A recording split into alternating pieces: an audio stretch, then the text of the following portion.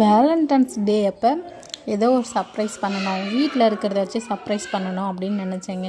அப்போ ரவையும் பீட்ரூட்டும் வீட்டில் இருந்துச்சு. சரி நம்ம இதை வச்சு ஏன் ட்ரை பண்ணக்கூடாது, கேசரி செய்வோம் ட்ரை பண்ணக்கூடாதுன்னு சொல்லிட்டு பீட்ரூட்டை நல்லா சீவி மிக்ஸி ஜாரில் அரைச்சி தனியாக எடுத்து வச்சுக்கிட்டேன். ரவையை வறுத்துட்டு அதுக்கப்புறம் நெய் ஊற்றி முந்திரி திராட்சை அப்புறம் ஹார்ட் ஷேப்பில் பீட்ரூட் கட் பண்ணது இது எல்லாத்தையும் வணக்கி எடுத்து வச்சுக்கிட்டேன்.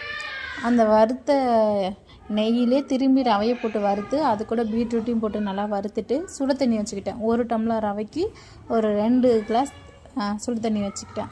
அது ஊற்றினோன்னே நல்லா கட்டி முட்டை இல்லாமல் நல்லா சாஃப்டாகிடும். அதுக்கப்புறம் நம்ம 1 டம்ளர் ரவைக்கு 1.25 டம்ளர் நான் சர்க்கரை போட்டேன். சர்க்கரை போட்டு அதை நல்லா கிண்டி விட்டுட்டு கொஞ்சம் நான் ஆற விட்டுட்டேன். அது நல்லா கெட்டியாகிடும். நமக்கு எந்த ஷேப்பில் வேணுமோ அது நம்ம செஞ்சுக்கலாம். இது நம்ம கேக்காகவே நல்லா சாப்பிடும் போதே நல்லா இருந்துச்சு. டேஸ்ட்டும் சூப்பராக இருந்துச்சு. ஃபுட் கலருக்கு பதிலாக இந்த மாதிரி நேச்சராக கலர் யூஸ் பண்ணி செஞ்சு பாருங்கள், ஹாப்பியாக இருக்கும்.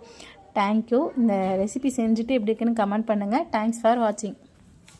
லைக் பண்ணுங்கள், ஷேர் பண்ணுங்கள், சப்ஸ்கிரைப் பண்ணுங்கள், பெல் பண்ணுங்கள், கிளிக் பண்ணுங்கள். பாய்.